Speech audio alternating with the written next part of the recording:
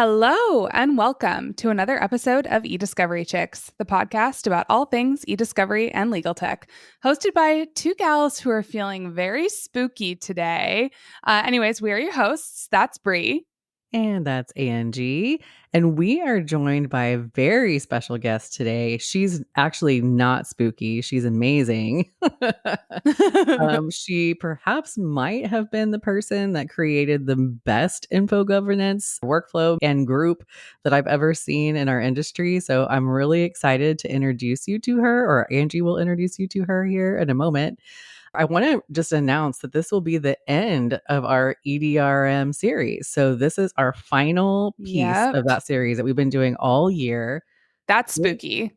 That is, well, it's actually what's really spooky is we have over 5,000 downloads of this podcast. So we were able to announce that on social media. All those 5,000 downloads have taken place all over the world. I mean, it's been incredible to see all of the flock that we have out there in the different countries and locations. We really appreciate everyone who has been following us. So before I go on any further, Angie, I feel like our guest of honor needs to be introduced. Oh, yes. We must celebrate the one, the only Linda Luperchio. Now, before I introduce her formally, I have to say that the views that are expressed on this podcast today are the speaker's own views and don't necessarily represent the views of our employers, partners, clients, or organizations or affiliates. So, without further ado, Linda, welcome. Linda is the Assistant Vice President of Information Governance, eDiscovery, and Legal Operations at the Hanover Group. And we are so thrilled to have you on the podcast today. Welcome. Thank you. I am very excited to be here.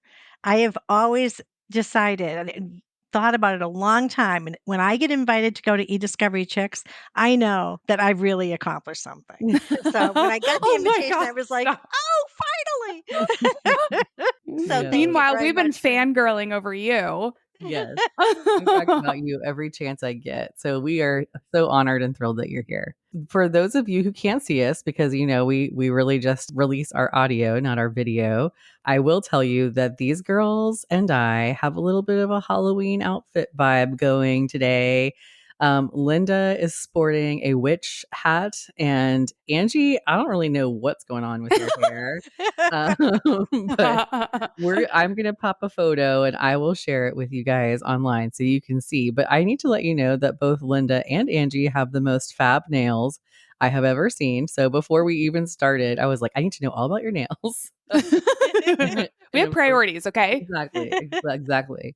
So we're kind of sporting the Halloween mood today. And I was curious, as we get into Halloween, I immediately start thinking about all the thriller movies, slasher films. What do you guys think of when you think of Halloween and movies? Do you have a favorite? I definitely do. All of the Halloween series are my favorite, but you should know that I watch them with my hands over my ears and with a blanket in front of me because as soon as it gets really scary, I have to hide. Oh man, you're braver than I am. Oh, I can't. Yeah, you are much braver than I am as well. I cannot do scary movies. I am the biggest wimp when it comes to that. And so here's my favorite Halloween movie, Harry Potter 1. Let me defend that before the scene with the troll where Quirrell comes running in. He's like, troll in the dungeon. That is at the Halloween feast. Therefore, I think it is a Halloween movie. Yeah. You can come at me. I get it. It's a controversial opinion. My favorite Halloween movie is probably even more of a further fetch than yours is because mine is Meet Me in St. Louis. Okay, what? No, I do not like scary movies at all, because I have vivid dreams. Like every night I have lots of dreams and I do not need to feed ideas to myself. So, but I will say that Meet Me in St. Louis, the opening scene is Halloween because Judy Garland's character is the sister and the younger sister Trudy is going out to celebrate Halloween and they're burning all this furniture and stuff in the street, which is, I thought as a kid was amazing. I'm like, I want to burn all of our furniture in the street.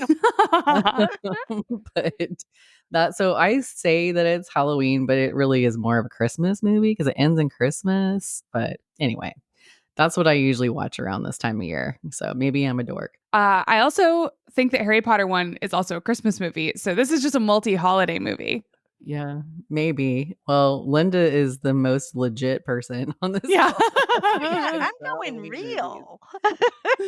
Bree and I are just a bunch of weenies. Yeah. I can't take it. I mean, we'll talk about Christmas movies, and I got about 20 of those that I like to watch. Then we can talk about Die Hard. Yeah, and I like that as a Christmas movie as well. In fact, we introduced that to my son last season, and he's like, "Where's this been? I like this Christmas movie." I'm like, "Well, all right."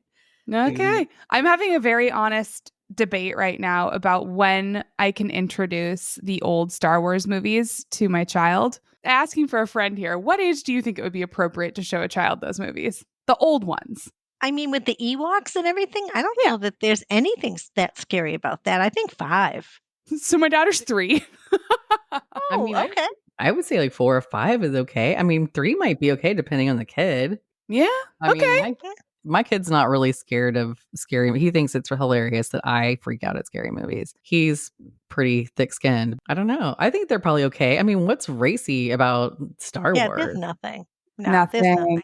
And if she gets scared, just shut it down. Yeah. Perfect. Thank you for the votes of confidence. And Princess Leia's in there. Like, put her hair up in ponytail or pigtail bun. Yeah, she needs a strong female figure role model. So, okay, cool.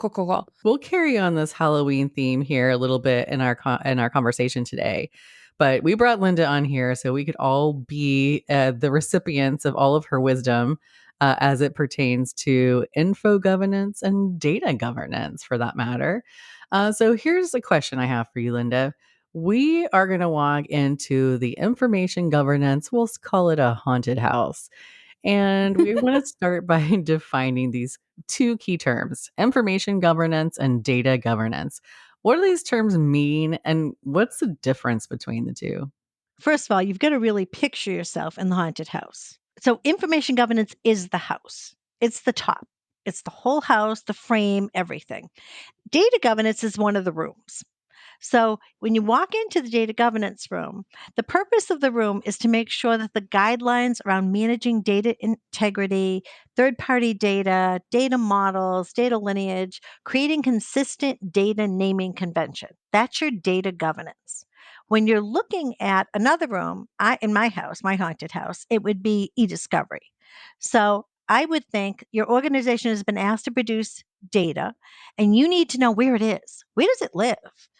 eDiscovery is very costly and can involve significant fines and sanctions if you can't be responsive and be transparent.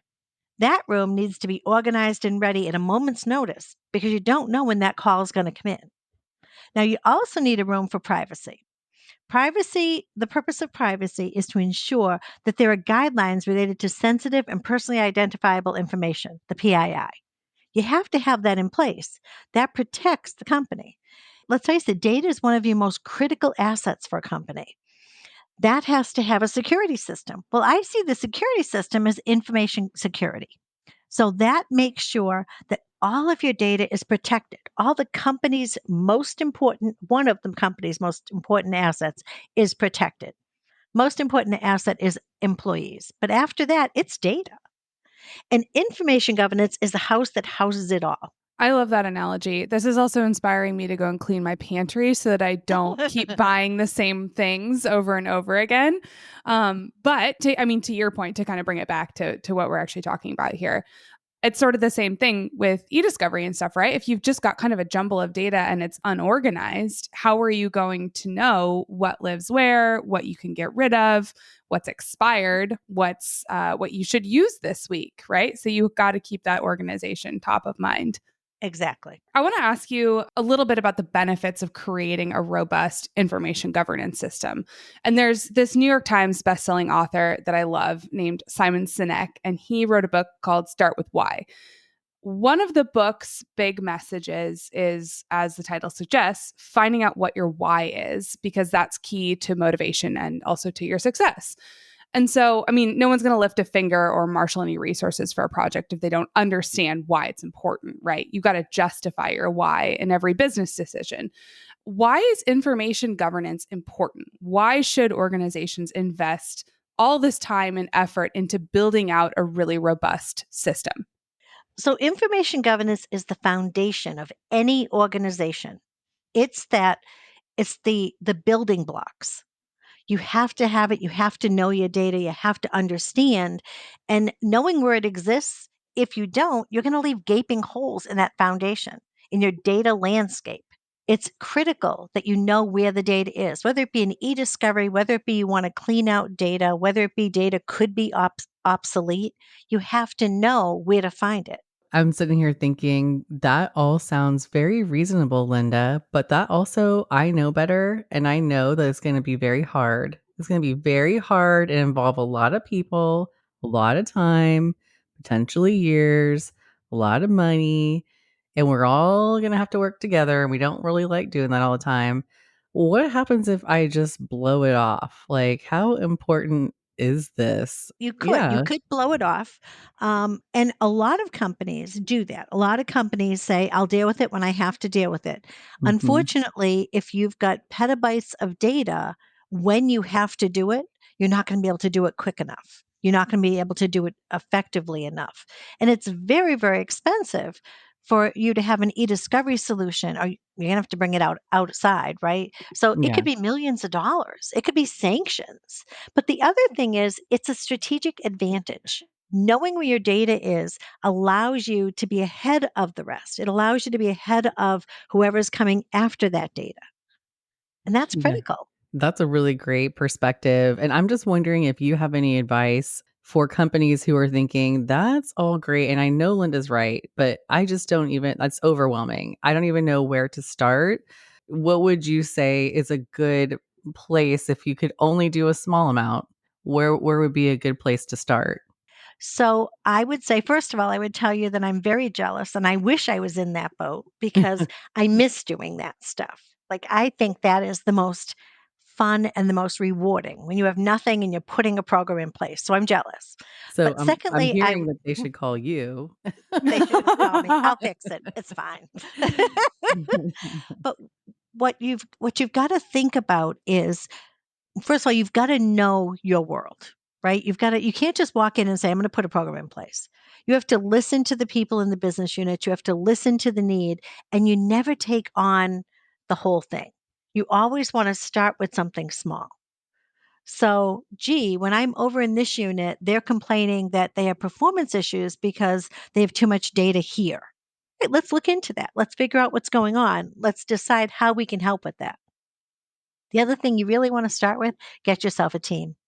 Get someone who knows what they're doing, knows they've done it before, knows how to help you, and then only do little pieces so you can show wins because you really want those wins.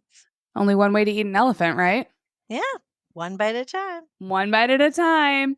I want to come back to something that you mentioned, which is that having a robust information governance system can be a strategic advantage. And I know I've come across situations where it's like, no, we need to be proactive about this because if we get hit with something that affects our data, we get a data breach, we get sued. Yep. That's a massive hit. And so, but the flip side of that is you can use this to your advantage. So can you talk to our listeners about how they can use information governance as a strategic advantage while litigating? Absolutely. So when you're litigating, the first thing you're going to need to do is find that data, right? You've had a request and you have to figure out what to give them. If you don't have something in place, how are you going to know where your data is? Like, you have to know where it is. So if I were hit with an e-discovery, I would say, all right, so it's this business unit. Go into our data inventory, our data catalog, and say, all right, what applications are in there? What data sources? What kind of data? I mean, is it unstructured, structured? What's there? And I'm already starting to build my response. Whereas other companies could be, if they're not prepared, you could be in a point where you're like, I don't know, I've got to go look. Let me talk to IT. Let me see who I would talk to. I have data owners in every single business unit. I know who to ask, and they really are the people that know everything. And that's amazing. It's so time consuming just to find your data, just to find the people who know where the data might be. Right. Exactly. And then what to figure out what's in it. Mhm. Let's talk about what you mentioned earlier, Linda, your true passion, which is building that information governance system from the ground up. I know that's on your heart and that's what you feel super passionate about. And it shows in your great success that you've had in building a successful program. So when we've talked to you in the past, we know that there are some key components that should exist that you feel like have led you to success. Can you share with us what some of those components are? So the first thing you need is executive sponsorship. If everyone is saying no, no, no, no, no, you are not going to be able to make a program successful. If you have executive sponsorship, and I've always been very blessed, both of my general counsels were very, very supportive of my program. You need that. You need a powerful and cohesive team. I can't emphasize it enough. My team is the reason we are successful. They bring each of their strengths and each of their pieces of knowledge and they bring it together when we're solving problems. I never walk out of my office and look at my team, they're right outside my office, that they're not collaborating or discussing or pointing to a screen together. That's important. You need that in order to build a program and to solve all the problems that are going to come with it, because they will. You need strong partnerships throughout the company. We did lunch and learns. We did walkthroughs. We had at one point when there was training, we had them come into a room and we did training all together so we could explain what people were being trained on in case they had questions. It's knowing your data. It's deciding that you really have to put in the time and the commitment and the people to understand all about your data. And then going to the different business units and saying, what would you need to know? What would you be asking me so I can make sure I have those things in advance? And now they come and they can say, hey, I need to know how much PII is in an application, and I can give them an answer. So Mm-hmm. it's not only thinking of your initiatives, but theirs. And then there's training. You really need a good training program. And you need, back to the executive sponsorship, to have people buy in. We've been very lucky. We've had about a 98% success rate on our training. And Wow. as someone comes in, they're required to take our training. So you Mhm. don't wonder if you're losing people on the way in. You're not, because they have to take it. And then the last thing are the right tools. You need to know what tools you need. You have to figure out what works for you. I'm very, very big on a single platform. I think that's important. I don't want to go here for this and there for that. So having it all together and then putting it together in a package and building a program. Yeah. And, I've had the pleasure of meeting many people on your team. And I see, number one, how knowledgeable they are, how also fun they are. They love their job, they love working together and with you. And I think it's really cool what you shared with me that you actually did something. I mean, it's not only cool, but I think it's very smart. You hired people on your team who actually worked in IT. They were the subject matter experts in their own kind of industry or field, and you brought them in to be part of your team. And it's almost, I mean, I look at that and I'm like, geez, a genius, because you knew that they're going to have to work with those teams. And there was no better person to be a representative than somebody who had the relationships there in place and had that knowledge there. So I think that was such a genius move on your part. And I actually have Thank shared you. that a couple of times as I've spoken on info governance. And I'm like, this is not my idea. This is Linda. But I think that that's great. But I had a question for you about training, because this is something that comes up quite a bit. Is how often do you feel like people need to have that training reinforced so that they remember that initial training that they had when they started at the company, and it's been a couple years or whatever? How often do they need like a refresher? So we do training, we require training every 2 years, but the alternate year, we do what's called an information governance roadshow. So we get together, we partner with information security and privacy, and we all three do a deck. And then we meet with all of the business record custodians and the business record stewards. It is a required meeting. And we all get together. We have 4 or 5 of them we offer. And we each have like 15, 20 minutes and then 15 minutes for questions. And we go through where our program is, what key things you need to know, what's changed since the last time, reminders on privacy, reminders on eDiscovery, reminders on information governance. And then security also has their piece and they talk about it. So they're not getting an official training, but they are getting training. Yeah. Well, and I think that's great that you all are collaborating together. Yeah. Linda, I want to come back to something that you mentioned as a key component to creating a successful information governance system, and that is knowing your data. And, in this podcast and elsewhere, you've said things along the lines of you have to listen to your data. And the more we learn about our data, the more effective we become. What data are you listening to and how are you listening to it? So every piece of data in the company is what you need to listen to. As data comes in an application, we actually go into the application. We have a tool and we look at how many lines there are, how many rows, how much PII there is, what kind of PII, what's the tool used for, what's the application used for, who are the people that are using this application. Do they still need it? Is there another place to get it? So we have probably about 60 questions that we ask on every data source. And they're questions that people have come to us and said, it'd be really helpful to me is if like business continuity, if I knew like how often people go into a data, if I knew how much PII there was. InfoSec came to us and said, we need to know where data flows into and out of. So we put that in. So we have everything about that data. And to me, that's data speaking to you. When I look at that, I can understand what that data is saying. Hey, I work in 6 other applications. Hey, I work with all these different business units. That's your data speaking. And it's telling you how important it is, who interacts with it, when you might need it. That's Exactly. brilliant. And maybe you've already answered this a little bit, Linda, but when we're talking about listening to all of our data, I hear that and I'm like, good grief. Do you know how much data is on an organization? I mean, there's data everywhere. There's HR records, there's payroll records, there's data that we have with our clients, there's data that we have in sales, there's marketing data, there's legal data, there's all kind of, what do you mean? I need to know every aspect. So I guess, can you break down for us which aspects of our data are the most important to understand and why? So there's 2 sides of our tool, right? So we have structured, which is all of your applications, all of your data sources, your servers, all that kind of stuff. And then there's unstructured. Those are your documents in a file share or team site or a generic mailbox. So I won't say that one is more important than the other. How I've managed to the right side for me anyway, the unstructured side is to put set retentions in place. So I know about the data. I have a non-custodial data steward for every one of them, but we have to put a limit. We have to put an end date on each of those data because it's not permanent data. That's data that's more transient because it's part of what you use today. Do I really need it in 10, 15 years? I probably don't. And then the other side are applications, and that's data that is that's the company's lifeblood.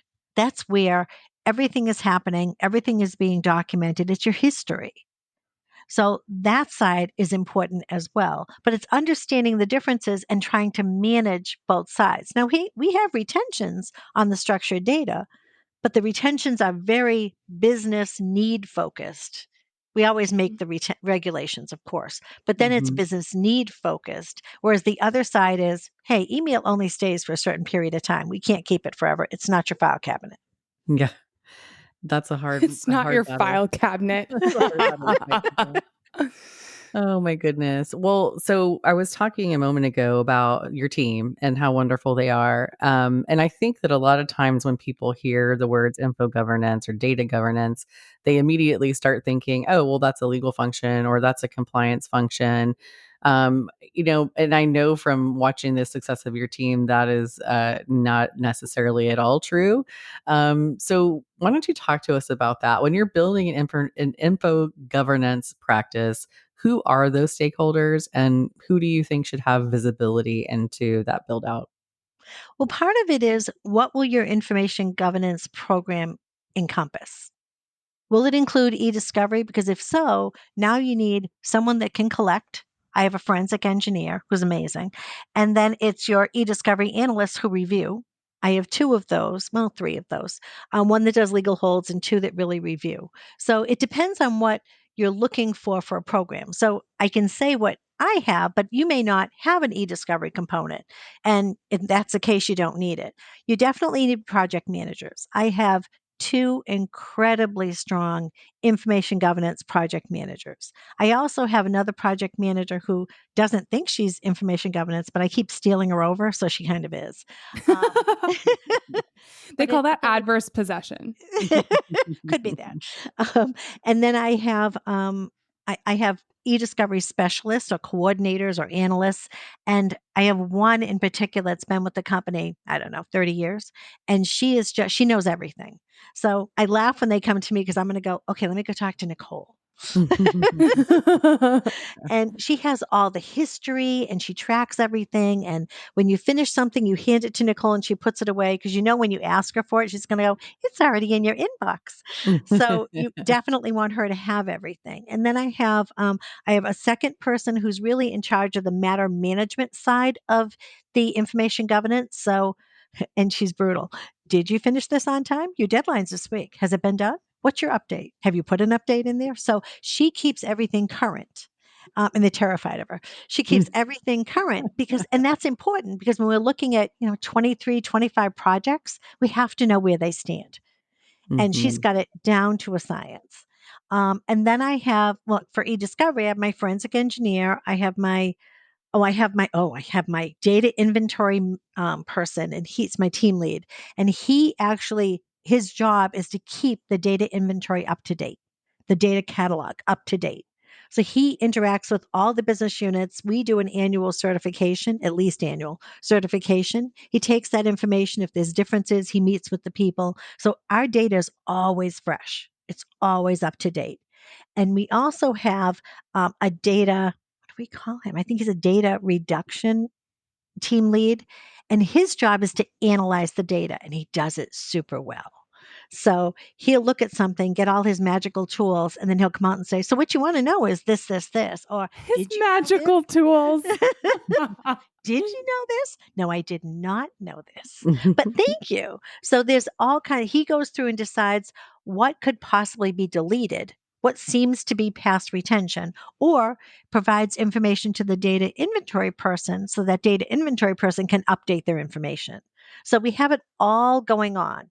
And then we have another project manager, and he flits between them all because we all want him. So we steal him for a little while, and another one steals him for a little while. In fact, today I turned to him in a meeting and he went, oh no. I was like, come on, you're the perfect person. I feel And like we that's our could have an team. individual podcast episode with each of these people to break Oh my down God, each they're and every one of their awesome. functions. They're awesome. It's so funny. So if I was trying to build a system out and I just wanted a list of who are the stakeholders that I should make sure to hit and make sure to include in the discussion, what are your top 5, 7 stakeholder groups? So I definitely would have a relationship. Well, you've got to have the GC's support. You just definitely need it. You need your technology group support. I work very closely when I can get him with the head of infrastructure to make sure that I understand where he's going and he understands where I'm going so that we're connected. And the big thing in an information governance program is connection. It's that collaboration. It's that understanding your people. We have 2 people in HTG. One I go to all the time when I have a problem. I'm sure she loves that. And the other I go to all the time when I just need information. Between them all, I probably work with our technology group at least daily on something or another. And as you said, my team is very connected because that's where they came from. So they can call someone and say, hey, what did one of them say the other day? It wasn't even words. I don't even know what this language is. Something about, I don't know, talk to Paul. He knows Kubernetes. I'm like, who says that? What is that? That's hilarious. Okay, so we've got our GC, we've got our technology folks. Who else do we need to bring to this haunted dinner party? You need people that are in the business. So every business unit we have has a business record steward and a business record coordinator. A steward's probably at a VP level, and a coordinator is the person that really helps the steward to get the information they need. We have that in 44 different business units, and you need that. And when we get together, if we need something from a certain business unit, I know right where to go. when privacy came to us and said, "Hey, we need to kind of figure out how to grow our program or how to get this in place," I immediately offered them my custodian and steward list, my coordinator and steward list, because that's a great place to start. They may not be the right people, but they're going to know the right people. The other thing you want to do is look at units throughout the company that need the same things you need. So business continuity is a good place. InfoSec is a good place. Privacy is a good place, because if you can build those relationships, you're finishing your house. Engineering. You need an Exactly. engineer. Yeah. Yep. Yep. We just recently got a new data governance person, and I immediately reached out and was like, okay, so we need to connect. We need to talk about what you're going to do versus what I'm going to do. I met with InfoSec, information security, this last week to say, let's talk about policies. And it turned out he ended up adopting one of our policies. Like, we just have to work together. It's critical. And more Mhm. hands, less work. That's just how it goes. Yeah, absolutely. So, are any of these stakeholders often overlooked? And if so, why do you think that that is? I think the business record owner is overlooked. I Mm, don't know that they're overlooked or that they truly think about or need to think about all of the details of it. Like, they're the people you want to go to when you want to know why a system was built or what a system is for. But do they really need the day to day, gee, I think this is this big and should be that big? Like, that's not their focus. And it's scary deleting data, right? I know what I'm asking people to do. That's why I try to be right by their side. Here's what I can tell you. This. Do you need this data? If you tell me you need it for a business reason, I'm not going to delete it. But if you Mhm. tell me you don't, I am. And then once I do, is it anywhere else? Because I don't want to get rid of the easy place to go and then have to go to the difficult place to go to get it back. So you hit on this a minute ago. You mentioned different policies that are involved. And I know just from my own experience how many policies there are. And depending on what the department is, there how many other brands and flavors and sub policies and the policies for the policies and all those kinds of things. But as you're putting together an information governance program, what policies do you think stand out to you as being the most important to have in place that support that? And which ones should be the highest priority? So I think the highest priority for an information governance program should be your information governance policy. Your second is your data destruction policy. Your first one being what kinds of data, transient business records, data sources, what are you going to do with it? How are you going to handle it? Does it need confidential treatment? If so, how do you do it? It includes your data related roles, such as business stewards and business coordinators, technical owners, non-custodial data stewards. And then you've got to keep in mind on the side of your desk, don't forget about eDiscovery and legal holds, because those people need to be included. You can't delete, and you've got to sign off. You absolutely Mhm. need to know they don't need that data. And then understanding your record storage and disposal is critical. How are you getting rid of it? Are you following NIST guidelines? Are you making sure that it's gone in all places? Getting, like I just said a second ago, getting rid of it here, but knowing you need to get it over the hill is not helping anyone. And then understanding how you get rid of it. What is the expectation? How quickly? Before you hit the button, have you checked again that you don't have a legal hold? And then lastly, it's policy exceptions, because you're going to have them. So let's document them. Let's document a process. So when that exception hits, everyone knows what they need to do. brilliant. Linda, in the information governance policy, like you mentioned that you would expect it to address the different kinds of data you might see, the transient data, business records, data sources. What else might you expect to see in an information governance policy? I would expect to see how the data should be handled. I would expect to see the roles.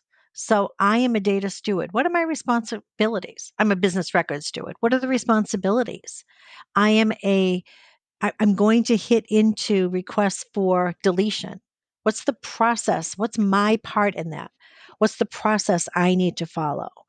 I am a non custodial data steward. What do I need to do when you say, let's delete? Do I need to think about legal holds? Are they thought about somewhere else? Who owns the responsibilities? Great. And so when an organization is developing an information governance policy, I mean, how should they be thinking about that? I mean, I know we talked about earlier, like only one way to eat an elephant. Don't try to do everything. Just do, the one thing that you can do right now. Does that logic apply to creating an information governance policy? And if so, why? Absolutely. The one thing remember, you can always build a policy 5 times. You can revise a policy 10 times in a year if your process has changed. What you don't want to do is build a program and build a policy that isn't compliant right off the bat. So I'm going to do all these great things, but I haven't. You don't want that to be your policy. You want your policy to display what you are doing. I don't know if anybody remembers back at the very beginning of our EDRM series this year, we had a judge guest, and it was funny because I initially wanted her to talk about legal holds gone wrong, and she's like, well, there's not really a legal holds gone wrong, there's a preservation gone wrong, and usually it's because somebody didn't follow their policy. And so that's exactly what you're kind of tapping into here, which is hilarious that we're now taking this full circle back to the very beginning of the EDRM model. If we're not following those policies, then we've kind of blown our whole eDiscovery plan out of the water. I mean, that's why we did this last. Exactly. It's almost like we thought about this. It's almost like we planned for it. Wild. Well, we also did not know that Linda was going to be like the cherry on top of the dessert. So it's like we saved the best for last. I mean, Linda's our caviar. I don't know. Okay, so we talked a little bit about training earlier and how often people should be trained and that sort of thing. What do you think is important for us to remember that should be included within that training? And how do we get people to follow what we're trying to train them on? Okay, so I think a couple things. So, one, you don't want it to be too long, you're going to lose their attention. You don't want it to be too short so you don't get your points across. You want to ensure they're exposed to the information governance policy and process and the program. We have a website that has everything on there. Now, I would not think in a million years a new employee is going to go into all of it. So I'm going to showcase a few pieces of it to get their attention. And I'm going to ask them questions about it. Not hard questions, just questions to get their attention. And then when we do a business steward and a coordinator, we also, in our roadshow, we also partner with the different areas, as I said, but we take the time to really go through and make sure they're trained.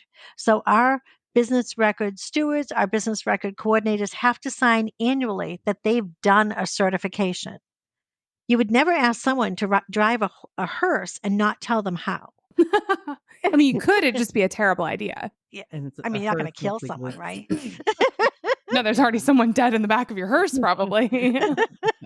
But anyway, so to give them an understanding of what their responsibilities are. You never want someone surprised and go, oh, that was me.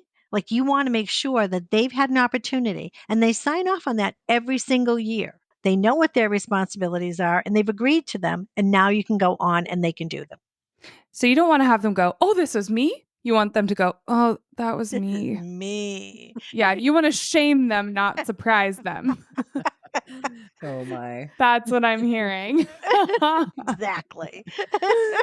Well, let's move along from dead bodies and scaring people. So say I want to talk about tools now. So say I wanted to build an information governance system, Info Gov. I can't say information governance, too many syllables. An Info Gov system at my organization. What tools would you recommend I look into? And I'm not talking like specific vendors here, but what capabilities would you look for when you're evaluating tools? Well, the biggest tool you're going to have is going to be your relationship with your business units. I know it's not an actual technical tool, but that is absolutely key. You have to have that relationship. You have to connect. You want to connect the other rooms of the house. It's all about collaboration. Our program is so focused on collaborating. If someone calls us, even if we don't have time for whatever they ask for, we do it and we try to help them because we know someday I'm going to call them and go, hey, guess what? I need help. And I want to be able to them to understand, first of all, who we are and know that they have to kind of help us a little bit. But I guess when I'm looking at the tool, if I look at my tools, the big thing I wanted was I really wanted tools that were going to be on the same platform. I wanted like a 360 view. I didn't want to have to go here to look at this and there to look at that. And when I update this, do I need to update that? I wanted it all holistic. So I would say whatever tool you pick, make sure it has everything you need. If you're doing eDiscovery, make sure you have your legal hold and your searching and your manage review, and make sure you have your inventory and your retention together. Make sure all the pieces. And if you're responsible for privacy, make sure you've got something for DSARs, making sure data subject access reports. Make sure you have all the things you're going to need in that tool. You don't have to buy them all. We didn't buy everything at once, but at least you know when I'm ready, I can go and pick that up. Because otherwise, trying to piece them together is just a recipe for disaster. Yeah. Oh, yes. I totally agree with you on that. And so, one follow up question I have on something that you just said in regards to the rooms in our haunted house. What happens when they don't want to talk to each other? The ghosts in the rooms don't want to get along. They don't want to. They're hesitant to become involved with your team, and they just kind of want to stick to their own silo. How do you encourage that collaboration? Well, we've hit it. We've certainly hit that. I think what saves you is over time, they're going to need you. If you're gathering all this information, they're going to have to knock at your door. Yeah. And I usually, if they knock at my door, I'm very clear that this is a two-way knock. So I'm happy to help you. It is my pleasure. It'll be Hmm. great that we're now going to be working together collaboratively. So the next time I call, no Whether you one's like it shocked. or not. I love this two-way street we are paving together. Thank you so much. Exactly. Yeah, I think that is I mean, I love that you said that that was the most important tool, but I think in the flip side, it is one of the biggest hurdles that people face in organizations today and want to know how to solve for. All right. So the second part of what you're talking about is buying a tool that, or having a tool that's holistic in terms of the entire platform. But you mentioned that you didn't buy it all up front. You just knew it was available for you whenever you were ready for it. So can you talk to us about how you prioritized what you bought when, and how Yeah, you suggest people to look at that? Because tools are expensive and the economy is terrible, Linda. I totally agree. And so, first of all, you will get the most attention and the most support when there's a fire burning. So, take advantage. So, if Or you light have it a fire yourself. burning, well, Go hopefully. rogue. I'm kidding. I'm kidding. It felt Halloweeny. It felt on theme. I don't know. Oh. But definitely, so you have a big e-discovery, you have a big data issue, you might have a market conduct or a financial exam. Take advantage. Like, I'm not saying don't help, do whatever you can, but make it clear that by not having the tool, this is much more difficult and much more risky. So Yeah. when it's over, or sometimes even during, people are, okay, well, all right, go tell me what you can find. Tell me what it looks like, what it would look like if I had that tool. Absolutely. I'm happy to. So we started our journey with legal hold, because that was something we didn't have and we really needed to have. It was very rudimentary. It was very, oh my God, it was so basic. But then, and also, I guess if there's anything I can say, work with a vendor that is going to build with you. So make sure your vendor isn't just saying, here, I'm doing this and I'm not going any further, because that's not the vendor you want, because you are going to grow and you want them to grow with you. It was something I was very careful with. I wanted to understand what their strategic view was, because if they didn't have the same strategic view as me, they weren't the right vendor. Hmm.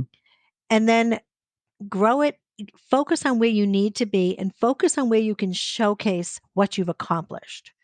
So if you go in and you save 40 terabytes, I know that sounds like a lot, but in the real world, it's really not. And you can say to them, hey, I saved 40 terabytes, and terabytes cost about $3,000 a year. So in 3 years, I've saved, and you go through it and they see the value. Hmm. We built an access database so that we could show the value we save on each e-discovery. And I've showcased that several times in the different shows, different things I've done. You But shared that calculator with I me. It's do. beautiful. It is. My assistant actually helped build it, and she worked with a consultant. And every time they came to me, I was like, "No, I want this too. No, I want that too." And by the last time, I was like, "It's perfect," and they're like, "Oh, thank God." But it really is. It's awesome. And I can say each year, oh, by the way, this year I've saved, and I can tell them. So I can tell you right now, as of Q3, we have now hit the $2 million mark for 2024. And we're Wow. not even through the year. That's incredible. And I feel like this is sort of, you are lighting your own fires, right? Like you are showing them the fires that didn't happen because you had a good system in place. And I feel like this comes up in litigation a lot too. I mean, you can really use eDiscovery as a sword and a shield, and an entity that is well organized and can litigate efficiently is a much scarier entity to litigate against than one that is disorganized, where Discovery could cripple them. Right. And they'll bring me in and they'll say, I want everything. And I'll be like, actually, what you really want is this, this, this. And I can do a load file. I can do that. And they're like, okay, let us get back to you. Yeah. But by the way, I want it all as well. So be ready to deliver.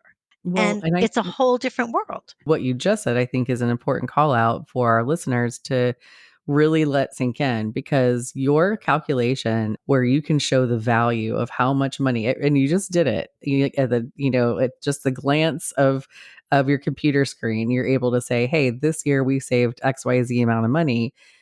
Being able to do that and answer that question with confidence and know exactly how that was calculated and being able to capture it at any moment's time is such a powerful resource. And I think a lot of people, including myself, struggled when I was in house. I struggled with how to calculate that and how to display that to, the owners of my business units so that I could prove up, this is what we've done, this is our value, this is why you want to invest further in us, and this is what we can do more if you give us more tools. It's a very valuable tool to hand to your general counsel when he's going to bat for you. I don't feel like I should ever send him out there without the tools he needs. And I find that's the tool. She needs $100,000 increase on this tool. Are they really going to say no when you just bumped 2 million? Right. It's not hard to understand. And it is not fair to throw him out there and not give him that information. Yeah. That's amazing. So let's talk about the roadmap to success. So I know in talking to you that you've mentioned a couple of times that you really want to have a roadmap and kind of thinking ahead of time in increments, like maybe the next 5 to 7 years, and you want to have milestones along the way. What are some of those key milestones or goals that you have had in your initial plan when you set out to build your own Info Gov department and process? So when we started, we had nothing. And what we had wasn't really what we should have had. So for us at that point, it was putting record stewards and coordinators in place, building some relationships, understanding at least the basics of the data you had, even dealing with indexing paper files, because we didn't even have that. When we started, we had 168,000 boxes with no index. I don't know how I'm supposed to know what to pull from if I have an eDiscover. I have a Discovery because no idea what's in them. So we spent really probably the first year or so just going through stuff and understanding stuff and building that roadmap. We are now down to 33,000 boxes. So, and they're all indexed. So now we can go in and that side, we can put it aside and say, all right, let's focus on, and that was about, years ago, but we said, now we can focus on the electronic side. And it was doing the same thing electronically. We have a tool that now points to a file share and tells us what's in it. Well, now we can start documenting that. We can start looking at that. It goes to applications and it tells us about those. Oh, it has, they come to me the other day. It only has 1.5 billion rows. I'm like, oh, it's a small application, clearly. Why are you telling me this? I don't think I want this information. But it's understanding your data. So all of that to say, we now have I believe it's 7-year roadmap, and we've put every application that has PII on it, as well as all of our different initiatives so that we know what's coming next. And so what are some milestones that you're looking to achieve on your roadmap? Right now, my focus is data minimization and data reduction. So data reduction is the data is obsolete, it's duplicative, we don't need it, and let's get rid of it. get it out of here. Let's clean it out, blow it away. And then All the create rot. all gone, all the rot's going. And create a destruction certificate. We just met with our IT group today to make sure that we're all following the same process, we're even building a web form. So if they want to delete data, they put all the information in the web form. I review it. I ask whatever questions I need and I give approval. They then start deleting. And then after it's deleted, we get a destruction certificate. It's gone. And when they do destroy, they have to destroy everywhere. Let's not just destroy in one place, make sure it's all gone. So they're working very hard at that. Their last hit was, I believe they told me 40 terabytes of data. So 40 million documents. I'm like, Holy all right, that's cow. not bad for this week. What are you doing next week? Linda, I have a serious question. How organized is your house? Not anywhere near as organized as my work world. I have I'm 4 listening to you puppies. There is talk about. no organized. Okay, fair enough. I'm just listening to you talk about how organized your group is, and I'm like, oh my God, I bet your house is immaculate. No. Let's talk about the future, because at the top of this episode, we discussed why Info Gov is so important in the here and now. But what do you think the future holds? And will Info Gov continue to be so critical? And if so, why? Well, I don't think data is reducing as much as I'm trying. The world's data is not reducing. And I think that people are becoming more and more focused on the privacy side, on the dangerous, confidential information, sensitive information side. I think that it's only going to increase. I think that AI is going to play a serious role understanding where information is real and information is made by AI, understanding whether a company created that data or they used an AI to just build a fictitious view of it, whether there's hallucinations, all of that kind of stuff is going to be critical. And the real marrying of information governance, data governance, privacy, and InfoSec, that connection in all companies is going to be critical for the company to be safe. It is not an easy job doing information security. It's not even a job I would even consider. Privacy is tough. There's always a new privacy reg, there's always a new privacy rule. And now the implementation of AI and all the AI governance that's out there in all the different ways, like it just keeps coming. So, do I think we'll be less busy next year? No, I don't. Do I think we'll have less to do? No, I don't. I think it'll be different. I think it's going to continue to change, but I don't see it decreasing. So Angie asked you about the future, but I'm curious about the past because I know for me personally, a lot of the biggest lessons I've learned have been because of mistakes that I've made. And so I'm curious if there's any mistake that you feel like you've made or that your team, has overcome that you feel like that was the best learning experience. I hate that we had to learn it that way, but I'm really glad that we worked through that obstacle because it came out to our advantage. Would you share any moment like that you feel like you've had? Sure. The first discovery I had started with about 2,000 boxes. We were looking for a needle in a haystack. They didn't know if it was going to be electronic or paper. We had nothing in place. I had just started. I remember walking into the room and there were just boxes to the ceiling.